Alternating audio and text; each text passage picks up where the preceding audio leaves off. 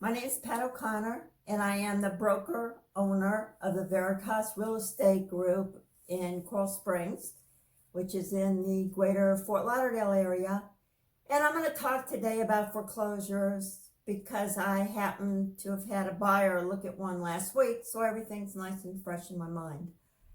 There are two types of foreclosures. One are properties that are selling at auctions, and the other are properties that failed to sell at auctions and they are back in the lender's hands.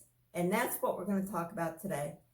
Auctions will be perhaps a video in the future, but right now I'm going to talk about bank-owned properties. They're also called real estate owned or REOs. They're listed in the MLS, and your real estate agent will know because there's an indication in the listing that these are in fact bank-owned.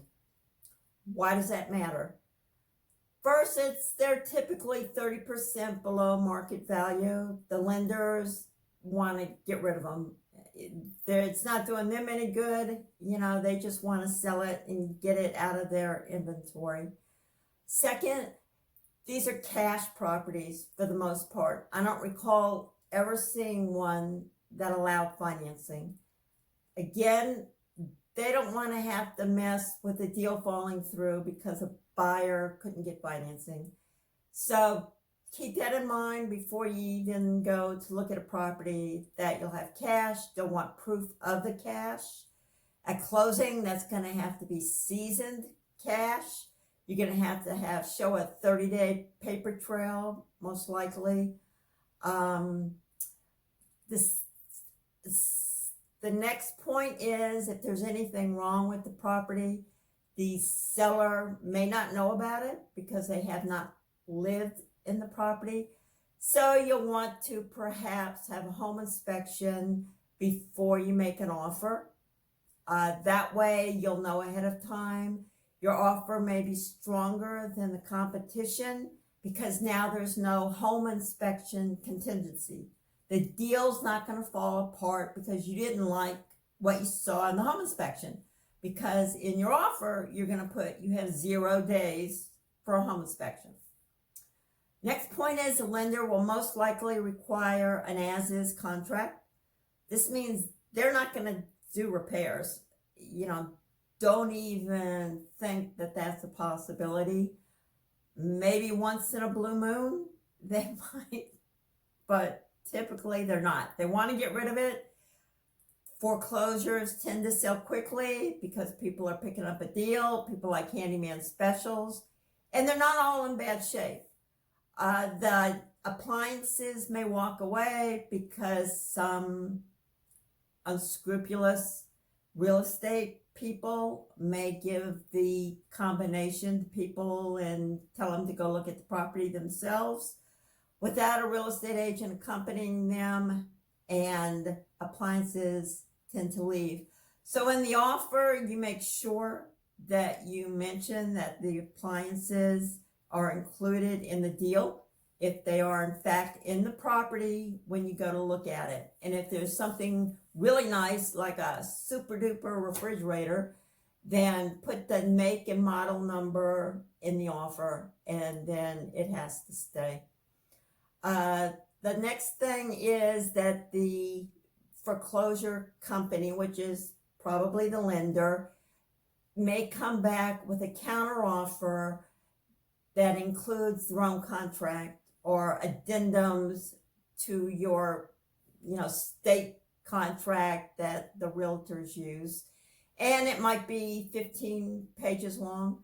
You might want to get an attorney to review this rather than relying on your real estate agent to interpret it for you, because they're not licensed to give a legal opinion. Next, because it's an as-is contract, you as the buyer will be responsible for any outstanding liens or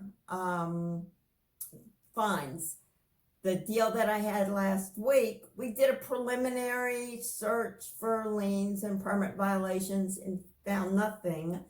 And then it turned out that the property had code violations, and it was already up to, I think, $70,000, and they increased $100 a day. Now, these are going to be the responsibility of the buyer to negotiate with the city to lower that amount, but it's not going to be zero.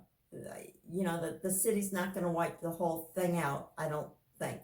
So keep that in mind. If you have a friend who's in the title company, or if you know how to search the records, you know, just look. You may be able to come back and negotiate with the lender once the title search is done and this stuff pops up. But if they have 10 other offers on the table, they may not bother to negotiate with you. So the main points here are, it's going to be a cash deal.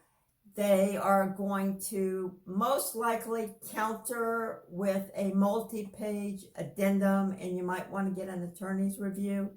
You can make your offer stronger by doing a home inspection ahead of time, and that the mortgage company may have a lot of outstanding code violations on the property that you will be responsible for negotiating down with the city.